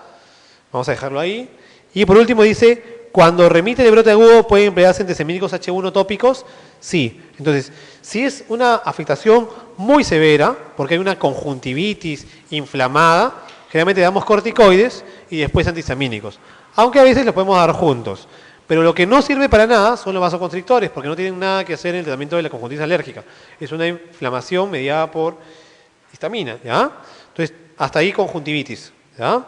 Glaucoma, que lo revisamos también. Esta pregunta está facilita, la quinta, ¿no? Dice, manifieste la falsa. Se define como glaucoma cuando la presión está más de 21 durante más de 6 meses, independientemente de la papila o el campo visual. ¿Qué dijimos? Que la hipertensión ocular es presión más de 21, pero si no hay daño, se queda como hipertensión ocular. No hay glaucoma, entonces ya tenemos la falsa. Dice, la trabeculoplastía láser se realiza con láser argón y no con láser YAG. Clásicamente sí, se hace con láser argón y no con láser YAG. El procedimiento más común en el tratamiento de glaucoma es la trabeculectomía, es el tratamiento más frecuente quirúrgico, ¿ya? El glaucoma crónico de ángulo abierto es casi siempre indoloro, dijimos que sí, no duele, lo que duele es el glaucoma agudo. Y los pacientes diabéticos tienen prevalencia mayor de glaucoma primario de ángulo abierto que los no diabéticos. Sí, no se sabe por qué, en verdad nadie se ha puesto de acuerdo, pero en los estudios epidemiológicos la diabetes es un factor de riesgo. ¿Ya? Ojo, para glaucoma de ángulo abierto, no estamos hablando del glaucoma secundario, que es el glaucoma neovascular, que no tiene nada que ver, que tiene que ver con la retinopatía diabética. ¿Ya? Pregunta 6, entonces la clave A, ¿no? La pregunta 6, ¿cuál de los siguientes signos o síntomas clínicos proporciona el diagnóstico más preciso de glaucoma agudo? Hablamos bastante de glaucoma agudo. Dice, ardor y picazón severos. Nada que ver, ¿no? El ardor no es un signo de glaucoma agudo. Luego dice, A, congestión conjuntival. ¿Puede haber congestión conjuntival? Había una hiperemia ciliar intensa, no solamente una congestión. La congestión más se ve en las conjuntivitis, ¿ya? Congestión palpebral. ¿Qué tiene que ver el párpado con el glaucoma agudo? Nada que ver. Esto se ve también en las conjuntivitis, las conjuntivitis que vimos cuando había infecciones bacterianas o virales a veces. Dolor ocular moderado, no, es dolor ocular intenso, es un dolor insoportable para el paciente. Y por último, pupila dilatada. La pupila dilatada, vimos que había midriasis A reactiva. Midriasis media A reactiva, no responde a la luz. Por lo tanto, esa es la clave correcta. Pupila dilatada. Dolor intenso, síntomas vegetativos, náuseas, vómitos, disminución de la visión, ¿ya? Y inyección ciliar, hiperemia periquerática. No es una congestión moderada ni un dolorcito. 7. Tratamiento de urgencia de glaucoma agudo, ¿qué fármaco se debe indicar? Vimos que había diuréticos osmóticos, ¿verdad? Entonces, espironolactona no es un diurético osmótico ni es un inhibidor de base carbónica. Atropina, dilata la pupila de atropina. Acuérdense que cuando uno pone atropina para intoxicaciones de órganos fosforados, lo que provocamos para darnos cuenta que ya está bien atropinizado es que la pupila está recontra midriática. Beta bloqueadores adrenérgicos, no es tratamiento. Furosemida es un diurético, pero no es un diurético osmótico. Acetazolamida es un inhibidor de la anhidrasa carbónica por vía oral, se utiliza y es tratamiento de elección. Fuera de los diuréticos osmóticos que vimos que era el glicerol y el manitol. ¿Ya?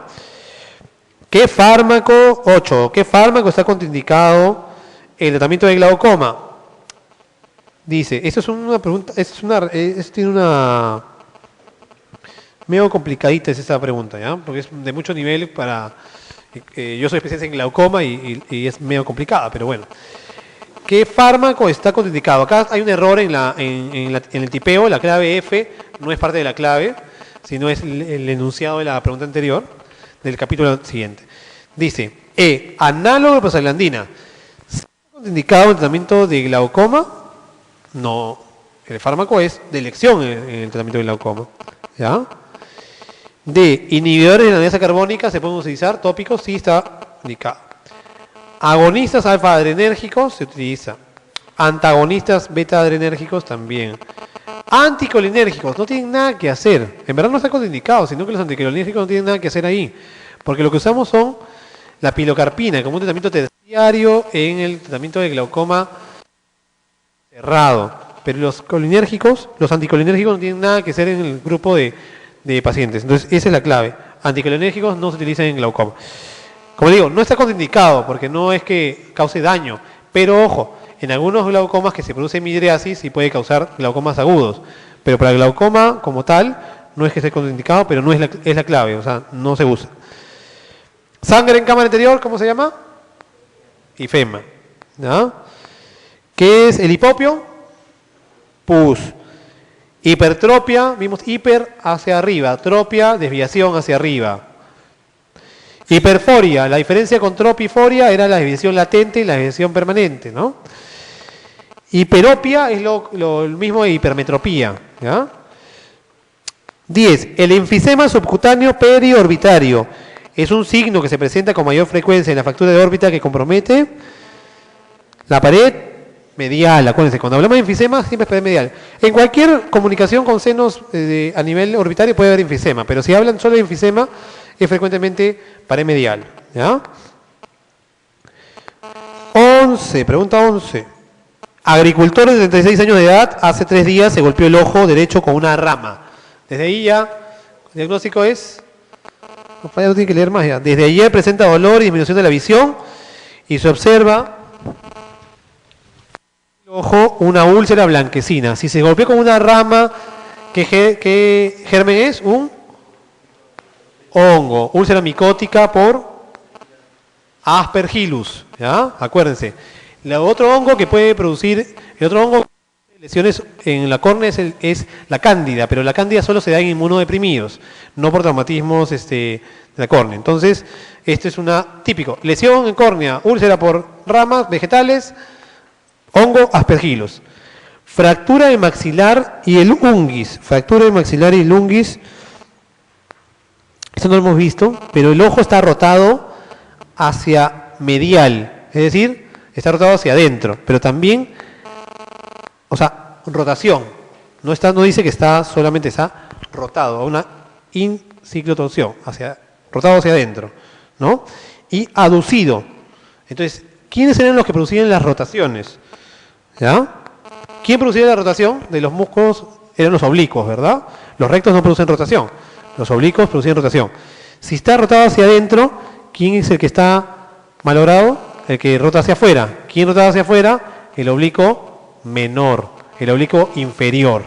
Entonces, fácil. Y como vimos como función secundaria, el oblicuo menor jalaba hacia arriba y el oblicuo superior hacia abajo. Entonces, es medio enredado, pero acuérdense, los rectos van hacia el mismo lugar donde están puestos.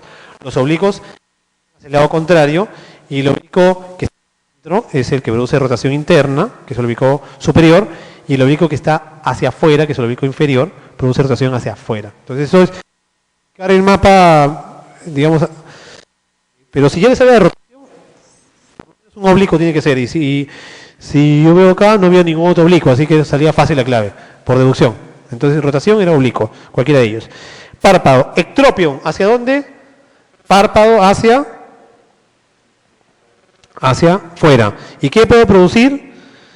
El ectropion aquí dice que puede producir blefaritis, triquiasis, blefaroespasmo, distriquiasis. Generalmente el ectropion es que tampoco no hay un buen cierre, como en la oftalmos. Por lo tanto, hay una parte de la córnea que se queda expuesta por exposición. ¿Ya? Chalacio, vimos que era una inflamación granulomatosa. ¿De qué glándula? De glándula de mebomio, glándulas grasas, ¿no? ¿Ya? La 15 dice, mujer de 25 años, pequeña tumoración, dolorosa en tercio externo del párpado inferior derecho. Se le diagnostica chalacio. ¿Cuál es la estructura ocular afectada? ¿Qué glándula? Es una glándula de mebomio. ¿Qué produce la glándula de mebomio? Grasa. Es una glándula sebácea del párpado. 16. ¿Cómo se diferencia un orzuelo de un chalacio? La clave del tema va a estar en el dolor, como les dije, porque siempre cuando los diferencia, o si es uno infeccioso y el otro no infeccioso, uno es agudo y el otro es más crónico. El orzuelo no es doloroso, el orzuelo duele. ¿Ya? En el orzuelo no hay legañas y en el chalacio hay secreción. En los dos puede haber. El tratamiento de elección del orzuelo es quirúrgico y del chalacio es médico, no, al revés, ¿no? El chalacio generalmente es quirúrgico y el orzuelo es con antibióticos sistémicos y tópicos. El orzuelo cura con vitaminas y el chalacio con fomentos calientes. No, ese es un truco de la... También no hay nada que hacer en relación al chalacio y los orzuelos. Y la el orzuelo es un proceso infeccioso del folículo piloso, de las glándulas de Sois y Mel, de Moll y Sais, que están en el folículo piloso, en la parte anterior. Y el chalacio es un granuloma de las glándulas de mebomio. Ahí está la clave, ¿ya? La Además que era la más larga, entonces siempre la más larga suele ser la clave. Estrabismo, vimos un poquito de estrabismo también acá. Preescolar de 5 años que su mamá refiere que visualiza muy cerca la televisión. No presenta alteraciones externas de los ojos y párpados. ¿Cuál es el trastorno de visión que debe descartarse? Es una pregunta que para mí no es muy completa porque no dice nada, pero siempre que tenemos visuales, ¿ya? Tenemos que si alguien se acerca mucho o tiene que fijar mucho la mirada en algo es porque podría estar viendo doble, ¿ya? Acá podría haber dos pruebas, ¿no? Porque catarata no tiene nada que ver porque la catarata es una disminución brusca de la visión, no tiene nada que ver. Aniridia es una malformación congénita de falta del iris. Amaurosis, todos sabemos lo que es una amaurosis, una ceguera. ¿no? Si se acerca mucho, lo que había que descartar es un defecto refractivo, es decir, que le falte lentes. Pero en este caso, lo que se acercaría sería ambliopía, pero la ambliopía es un ojo perezoso. El otro ve bien, y generalmente el paciente no se da cuenta. Uno ve mal, uno ve bien, y el niño no se da cuenta. Entonces, lo único que daría aquí es la diplopia, visión doble. ¿Ya? Enunciado incorrecto, 18. Sobre el estrabismo. Dice, ¿el tratamiento es quirúrgico del estrabismo? Sí, el tratamiento es quirúrgico, ¿no? El estrabismo muchas veces, en no todos los casos, pero en la gran mayoría de casos puede ser quirúrgico. El estrabismo concomitante de ángulo de desviación no cambia. Y dice, eso lo vamos a hablar de nuevo. ¿El estrabismo concomitante es el más frecuente? Sí. El estrabismo concomitante es el más frecuente y además está determinado porque el ángulo de desviación no cambia. En cambio, la incomitancia es cuando el ángulo de desviación cambia. Eso es de verdad es una pregunta para en estrabismo nada más. En verdad es muy complicada. Pero, ¿por qué sale?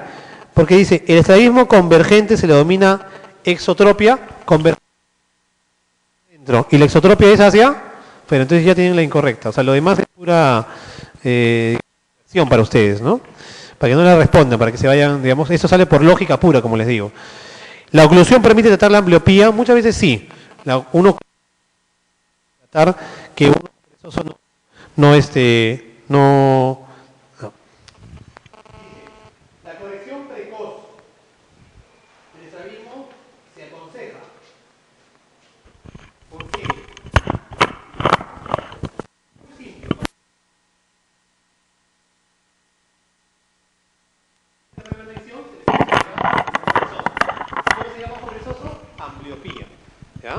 Entonces, dice, la corrección precoz del estrabismo es por alto riesgo de atrofia del ojo afectado, dificultad para conseguir una alineación de los ojos,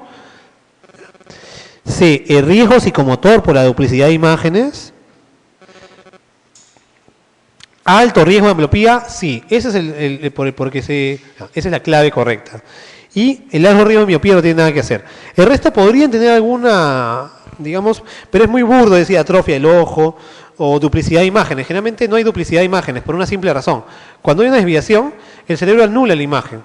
Solamente fijas con un solo ojo y no con el otro. Por lo tanto, no se ve doble. Entonces, cuando hay ambliopías, por eso se desarrollan las ambliopías, el ojo perezoso. Porque un ojo ya no va a fijar nada y no se va a desarrollar conexiones interneuronales y es un ojo que no va a tener función y recién se dan cuenta cuando crecen porque solo han estado fijando con un ojo. Entonces, normalmente no hay visión doble. El cerebro, para evitar la visión doble, es que desarrolle la ambliopía. Es un mecanismo compensatorio, digamos, que obviamente perjudica, ¿no? 20. Establezca las relaciones sobre el estrabismo. Hacia adentro, desviación hacia adentro, dijimos que se llama endo o eso. ¿Ya? Tendencia latente, quiere decir que de vez en cuando se considera foria, ¿no? ¿Ya? Desviación externa hacia afuera, exo. Cuarto, alineación incorrecta en todos los momentos, se llama tropia, ¿no? Foria a veces, tropia siempre. ¿Ya? Desviación hacia abajo, hipo, desviación hacia arriba, hiper. La clave, me parece que es la A, si está correcto, no le he sacado yo si está correcto. La A, ¿no? ¿Verdad? Ok, patología de la córnea, dice. Esta es una pregunta que no estaba en la clase, tampoco, pero vamos a resolverla. Niña de 18 meses de edad, pequeñita, desnutrición severa, o sea, deficiencia vitamínica, ¿ya? Al examen físico se observa brillo corneal borroso en ambos ojos y úlcera corneal en el tercio inferior del ojo derecho. ¿Cuál es el diagnóstico más probable? Cuando hablan de desnutrición, hablamos de deficiencia vitamínica y todos los defectos que puede haber. ¿Qué tiene que ver las infecciones como blefaroconjuntivitis, queratoconjuntivitis, queratitis viral, queratitis bacteriana? Nada que ver ahí. Deficiencia vitamínica, cero, oftalmia. ¿Ya? 22. Paciente de 15 años en consulta con dolor en el ojo derecho. ¿No? Se nota la existencia de un blefaroespasmo. ¿Ya? A ver. Mi plagio acá. Ya. Blefaroespasmo en el ojo derecho. ¿Cuál de las que a continuación se relaciona será más probable en enfermedad que padezca? Bueno, también sale esta un poquito por deducción, porque no hay una explicación tan... La pregunta es muy general, ¿no? Enfermedad de Graves Basedow no tiene nada que ver con blefaroespasmo, ¿no? El blefaroespasmo es la contracción involuntaria del músculo, pero también lo pueden, a veces, cuando sacan las preguntas, en algunos lados blefaroespasmo es el guiño constante del ojo, ¿ya? Y el cierre constante del ojo, el parpadeo constante, como blefaroespasmo, ¿ya? Neuropatía óptica no tiene nada que ver. La neuropatía óptica produce disminución de la visión, etcétera, pero no tiene nada que ver. Blefaritis, inflamación de párpados, pero generalmente no provoca que uno tenga que parpadear, sino más bien le duele, hinchazón del párpado, ¿no? Parálisis del nervio motor ocular externo, del sexto par, no tiene nada que ver tampoco, porque el nervio ocular externo produce una desviación del ojo hacia adentro. Queratitis, esa es la respuesta, porque ¿por qué produce blefaroespasmo? Porque la queratitis produce sensación de cuerpo extraño y hace que uno parpadee todo el tiempo. Como le digo, la pregunta es muy general, pero sale un poco por deducción, como la mayoría de preguntas de ojos. Queratoconjuntivitis epidémica, producida por epidémica es adenovirus. Queratoconjuntivitis epidémica hemorrágica, picornavirus, ¿se acuerdan? La hemorrágica es picornavirus, ¿ya? El adenovirus es el más frecuente. Generalmente pregunta por adenovirus y no pregunta por picornavirus, ¿ya? Así que casi siempre es adenovirus. Herpes no tiene nada que ver, Estafilococo aureus es bacteriana, no viral, ¿ya? Niño de 7 años con historia de tumefacción articular, cojera y fiebre. Actualmente ingresa por emergencia por ojo rojo, dolor, fotofobia y eritema perilímbico. Bueno, acá no hemos hablado de esto, es una pregunta muy aislada, pero un niño con enfermedades autoinmunes, probablemente una artritis reumatoidea juvenil, una enfermedad autoinmunológica, lo que tenemos que ver siempre son las uveitis. Las uveitis son causa frecuente de ojo rojo doloroso, sin secreción, en cualquier paciente, cualquier edad. Alguien con artritis reumatoidea con ojo rojo y dolor, hay que hacer una uveitis que se llama, en este caso, iridociclitis. ¿Ya? Las uveitis anteriores, las iridociclitis, son generalmente asociadas a enfermedades autoinmunológicas. Hombre de 50 años con diagnóstico de diabetes mellitus de hace 6 años. ¿Ya? Acude a su control oftalmológico y le dijeron retinopatía diabética. El primer signo, ¿cuál era? Los microaneurismas. Luego, de las siguientes alternativas, pregunta 26, ¿cuál es el síntoma que más se presenta en desprendimiento de retina después de un traumatismo? ¿Ya? Acá, cuando va a haber un desprendimiento de retina, muchas veces lo que se ve es un flashes destellantes, que se llaman fotopsias, ¿ya? Percepción de destellos de luz, pero es antes, no cuando ocurre el desprendimiento. Después de un traumatismo, generalmente lo que nos indicaría de que puede haber un desprendimiento de retina es la visión de como una especie de cortina que va avanzando, como una sombra. Entonces acá dice, dolor, desprendimiento de retina no tiene nada que ver. Lagrimeo no tiene nada que ver. Cuerpo extraño no tiene nada que ver, son lesiones externas. Visión de un cuadrante de un borrosa, sí, pues porque hay una sombra que ocluye. La visión de los destellos puede ser un signo premonitorio de desprendimiento de retina, pero no necesariamente traumatismos, y puede darse antes del desprendimiento de retina. ¿Cuál es el riesgo de progresión de la retinopatía diabética? Eso no lo hablamos, ¿ya? Pero dice, el riesgo de progresión de retinopatía diabética no proliferativa a proliferativa, ¿ya? No se correlaciona con. Entonces, vimos que mientras más hay afectación de la perfusión capilar, obviamente el final va a haber los neovasos, ¿ya? Pero aquí dice anomalías microvasculares interretiniales. Eso se llama los IRMAs, ¿ya? Así se llama. Los IRMAs son un signo de progresión, de empeoramiento. Arrastramiento venoso también nos habla de empeoramiento del cuadro. Áreas de no perfusión capilar, áreas de necrosis, también nos habla, porque la necrosis al final lleva a la neovascularización. Los exudados algonosos no. Los exudados algonosos no nos hablan de una pobre perfusión porque ya es simplemente la consecuencia de la retinopatía diabética no proliferativa. Sobre la retinopatía hipertensiva, marque lo correcto, ¿ya? Dice, grado 1, disminución del diámetro arterial, vimos que sí, ¿no? Y los hilos de plata. Grado 2, los cruces arteriovenosos, dijimos que sí. Grado 3, exudados algonosos con hemorragias, sí. Grado 4, neuritis óptica, no. Dijimos edema de papila, no neuritis óptica, no tiene nada que ver. Y 29 dice, tratamiento de las quemaduras oculares graves por agente químico. ¿Qué debemos hacer apenas nos cae un químico en el ojo? Lavar profusamente. Y no se lava para limpiar el químico, sino para estabilizar el pH y la superficie del ojo. Con lo que sea, inmediatamente, no hay que esperar llegar a una emergencia. En cualquier lugar donde estén, con cualquier líquido, lavar para quitar el ácido y estabilizar el pH del ojo. De los siguientes diagnósticos postraumatismo ocular, ¿cuál no es una emergencia? No es una emergencia. ¿El trauma ocular abierto es una emergencia? Sí. ¿Los cuerpos extraños dentro del ojo? También. Si se luxa el cristalino en la cama anterior, también. Un desprendimiento de retina es una emergencia, dejémoslo ahí. ¿Ifema parcial es una emergencia? No, el ifema es un sangrado, pero parcial no es una emergencia. El ifema total es una emergencia. Ahora, yo discrepo porque el desprendimiento de retina no es una emergencia necesariamente, aunque eso es algo de gravedad, no requiere un tratamiento de emergencia necesariamente. ¿Ya? Bueno, comenzamos un poquito tarde porque antes comenzamos con 2 alumnos y usted ahora hay más. Espero haber resuelto algunas de las preguntas. Los que estuvieron desde temprano se han dado cuenta que ha sido más fácil desarrollar el cuestionario porque estaban puntualizados. Como le dije, necesariamente yo no he tenido este mismo examen, pero incluí diapositivas que podían servirnos para este examen. Por eso estaba un poco desordenada la clase. Pero en todo caso, agradezco su atención y será para la próxima vez que podamos juntarnos en la parte de oftalmología. Muchísimas gracias. Muy buenas noches.